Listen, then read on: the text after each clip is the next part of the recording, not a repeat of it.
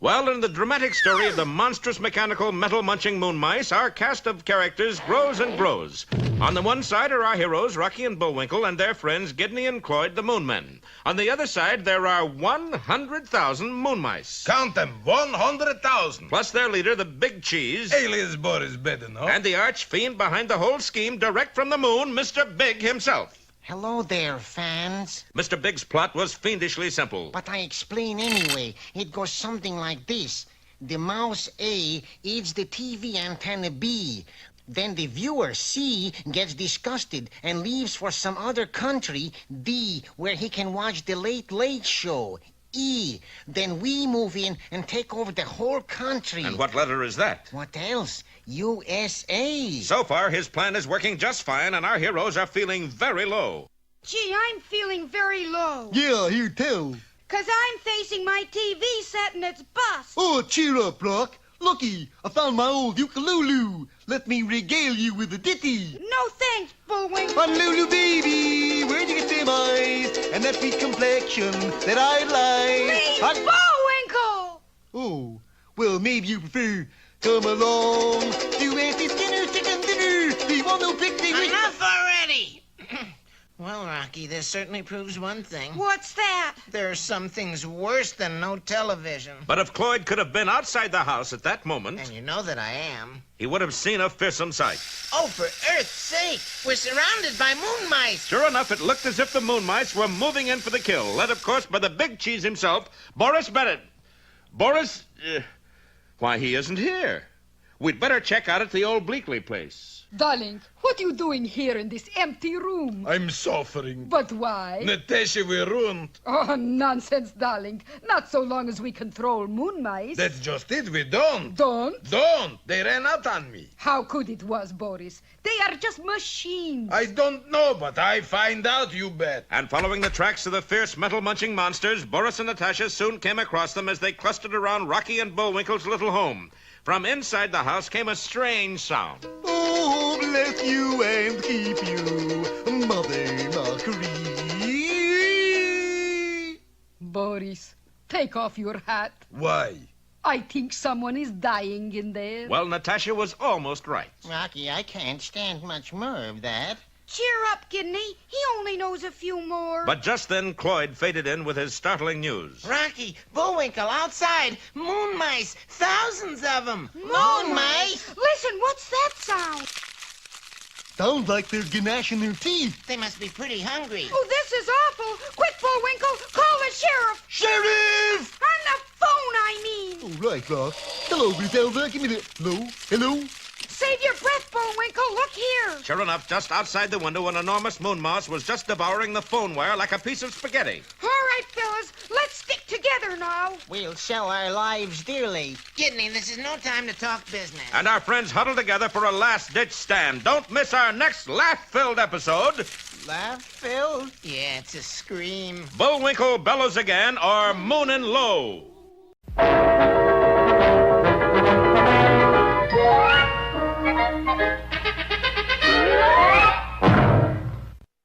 And now... Hey, Rocky! Watch me pull a rabbit out of my hat. But that trick never worked. This time for sure. Presto! Well, I'm getting close. And now it's time for another special feature.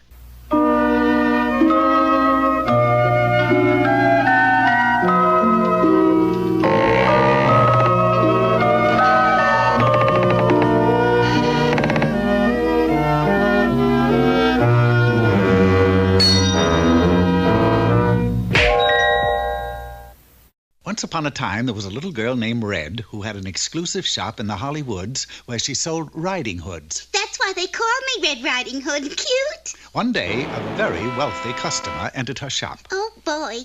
Yes, madam, may I help you? I should like to buy a wolfskin riding hood. Wolfskin? Yes. Well, perhaps madam would like to try on this matched shrew skin hood. No, thank you. This lemming with lemur lining? No. Here's the latest thing from Africa. Genuine #1 boy. Now, see here, young lady. I want a wolfskin riding hood. Money is no object. I shall be here at 3 o'clock to pick it up. My, 3 o'clock. That certainly didn't give Red much time, but she had to get a wolfskin somewhere. Hello? Give me the city zoo. What's that? No, sorry, lady. We got no extra wolves at this time. Perhaps if you care to call back next spring? Meanwhile, not too far away, a mother wolf was calling to her son. Walter! Yes, Mama, honey? I want you to take this basket to Grandma's house right away. But she was here only yesterday and took a whole basket of stuff. I know, but she forgot her teeth. Now, you don't want Granny to have to sit over there and gum her goodies, do you? Good heavens, no! Give me the basket. Remember now, Walter, you must go through the Hollywoods. Don't you worry, Mama, honey. I'll be careful. And with that, the wolf was on his way to Granny's. Time was growing very short when Red looked out of the window and saw the wolf skipping happily up the street. Oh, what luck. A wolf on the hoof. And off she dashed to intercept the unsuspecting Walter. Psst, buddy, you are a wolf, aren't you? Yeah, isn't that keen? I've been a wolf. Hey, wait a minute. You're Little Red Riding Hood. Yeah, isn't that keen? My Mama, honey, warned me about you. Oh, don't be so touchy. Look, I got a rich customer who'll pay $1,000 for a pelt like yours. Really? Sure. So how about selling me your skin? I'll give you 10%. Well, what's the matter? You crazy or something? And Walter slipped out of Red's clutches and ran for his life. Red's proposition didn't appeal to him at all. No, I figure that skin is worth at least 90% right where it is. Now, there were only 20 minutes left, and Red had to act fast, so she did. A few blocks further on, Walter was stopped by an attractive sign. Get acquainted offer. Free haircuts. Today only. Well, I don't know how the work is, but the price is right. Give me a flat top. Leave the sideburns out and we'll skip the conversation. Okay, I'ma do just like you say. Yeah, that's a pretty cheesy accent you got there. Now hold still. I don't want to ruin the sleeves. The sleeves? Hey, you're Red Riding Hood. Oh, darn, I was hoping you wouldn't notice. And again, the wolf dashed away in fright. Come back! All right, I'll give you 30%. Time was running out fast now. There just had to be a way to catch that wolf off guard, and her only chance of doing that was to beat the wolf to Granny's house. The shortcut the wolf took was really the shortest way to Granny's, but it takes longer because that's the freeway.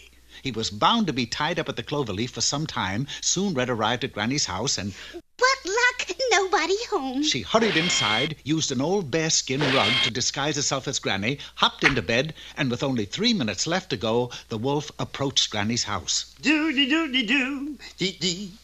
But on the way, he had been doing a little thinking. Boy, $1,000 for a wolf skin. I sure could use that kind of money. But where would I get a wolf skin to sell to that rich lady besides my own personal pelt? Come in. Hi, Granny, honey. I brought you... Granny, what beautiful big blue eyes you have. All the better to see you with, my dear. Granny, what beautiful high-quality fur you have. Then it struck him. Granny, wolfskin, $1,000. Oh, come now. Would I sell my own grandmother for a measly $1,000? I don't know.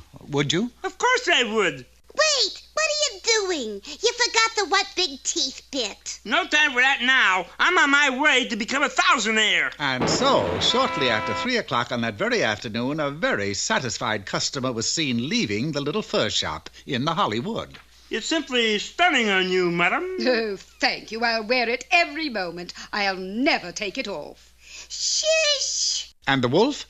Well, he went into the fur business for himself, and from the looks of things, he was to live happily ever after. Hello, Mater. Walter here. Could you get hold of Uncle Louis, Sid, Herman, and Al, and meet me on the road to Grandma's in, say, half an hour?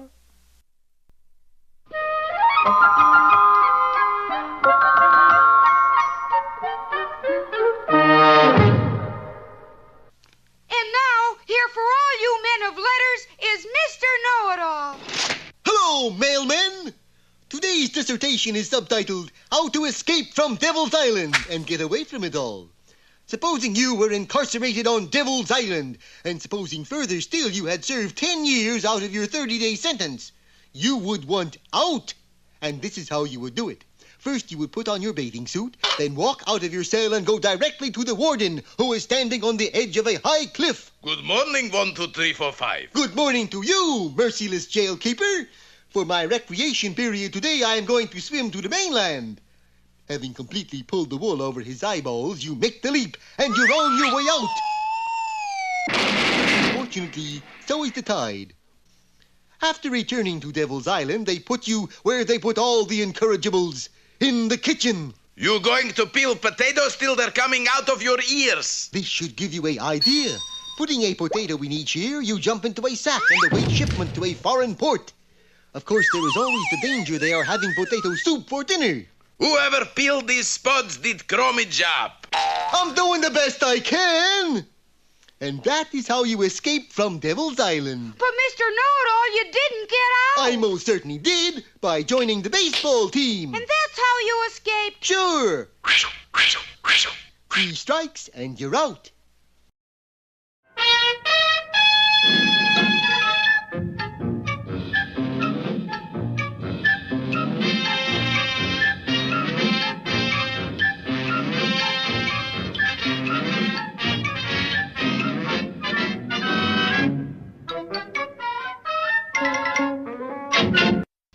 Hello again, Peabody here.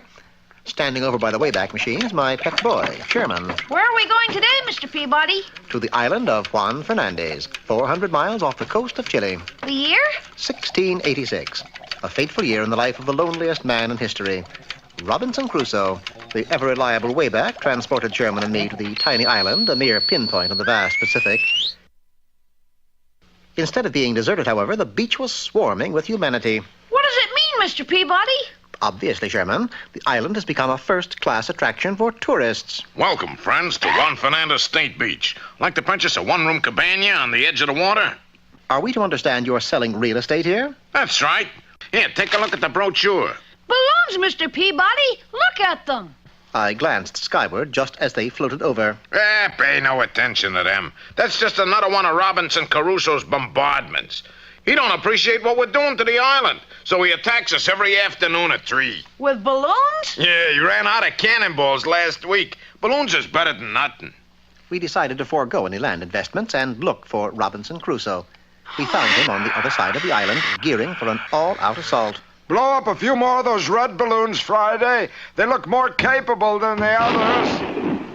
Mr. Crusoe, we came to see if we couldn't be of some assistance. Fine. Grab some balloons and start blowing.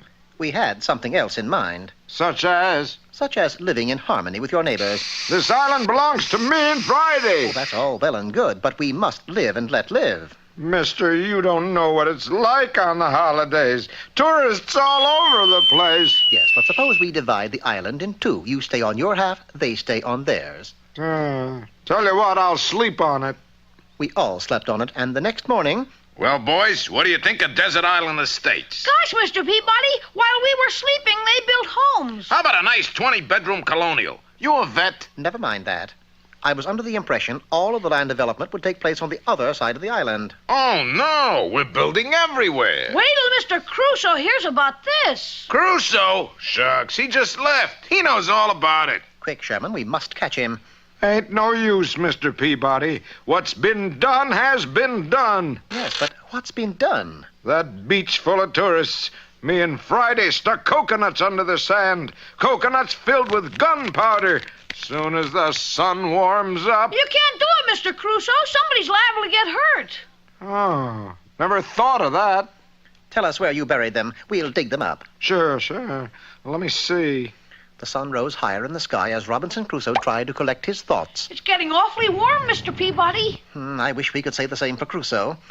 Oh, well, we'll just have to dig the entire beach up. The 4 of us? That would take all day. That's absolutely correct, folks. The lucky coconut is buried somewhere on this strip of sand. The person who digs it up will not only get to keep the sand he's dug up, but the hole as well. All right, start digging. 15 minutes later, Robinson Crusoe's homemade bombs were all cast into the sea.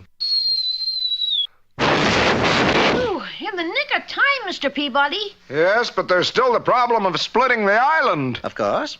Tell me, do you have an almanac handy? Always carry one. Good.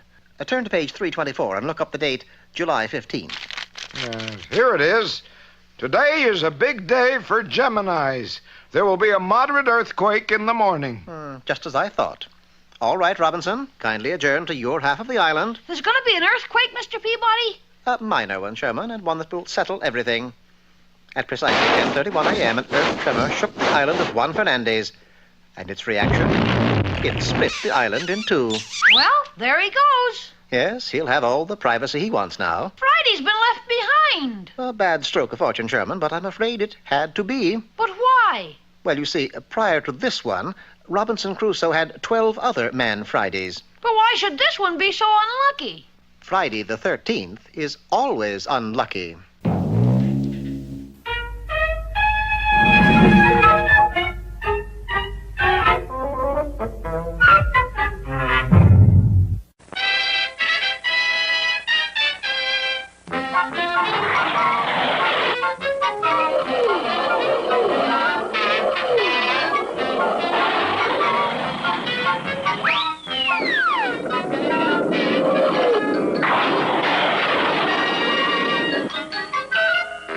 Last time you remember, Bullwinkle's ukulele concert was interrupted by the appearance of thousands of monstrous moon mice who began to close in on our friends until they were surrounded on all sides. There's another way to be surrounded. On the outskirts of the mob of moon mice were Boris and Natasha, who seemed to have lost control over the fearsome creatures. What you're doing, darling? I'm checking wiring on this one, Natasha. Crossover terminal here, overload plate there. Where does this wire go, darling? Natasha, please, that may be live wire. How do I know if it's live wire? Well, if you touch it like this and it goes... Boris! Oh, dear. Now I'll never know if it's live or not. Meanwhile, behind their barricades, our heroes were still determined to fight to the finish against overwhelming odds. How about a keen fight song, fellas? Do you have to? Fight, fight, fight for frostbite high. Flang our colors to the sky. What colors, Bullwinkle? Pomegranate and puce. Cheer and cheer and cheer again. Fight with might, but mostly main. If it's all the same to you, Bullwinkle, I'd rather have the moon mice. It was Monstrous Mechanical Mice did a remarkable thing. Bullwinkle, they're applauding. I can't think why. Sure enough, the moon mice seemed entranced by Bullwinkle's song. Rocky, they're not here as a menace. No? They're here as an audience. A friendly audience. That means Bullwinkle must be able to control them with his voice. Bullwinkle, you're an honest-to-goodness Pied Piper. With my own set of pipes, too. You're a regular Elvis Pretzel. Meantime, Natasha was trying to revive a shocked Boris. Out goes the good air. In comes the bad. Out goes... Pardon me, miss, but isn't that out goes the bad air, in comes the good? Darling, Boris hates anything good. Yeah, so shut up your mouth, wise guy. Sorry. Boris, you're your nasty old self again. Natasha, we got to get control of moon mice back again. Right. What are mice doing now, darling? Listen closely. Oh, bury me not on the lone prairie. Boris, they're crazy about Moose's singing. Well, two can play at that game. Natasha, hand me my belly like and my big cheese disguise. Yeah, darling. Ahem. Me. And then began one of the strangest battles of all time, a musical contest to capture the affection of 100,000 moon mice. You ain't nothing but a moon mouse. Munching all the time. Yep, Come along to Auntie Skinner's chicken dinner, the one who picks a wishbone. All I ask is don't step on my blue suede tail. There must be little cupies in the briny. There must be little cupies in the sea. You're my little high school moon mouse. Bullwinkle, look! Your audience is leaving you. Looks like your singing career's over already. Man, that was the shortest career I ever had. Yes, the moon mice were leaving the boys' cottage and heading right for Boris. Looks like you've won, darling. What I told you, Natasha. You can't keep a good rat down. Well, it seems Bullwinkle has sprained his tonsils for nothing at all. Yeah. The moon mice are going back to Boris. Yeah. And the whole country is obviously doomed. Well, that's showbiz. Don't miss our next exciting episode, Bungo Boris or the Hep Cat. That's Hep Rat.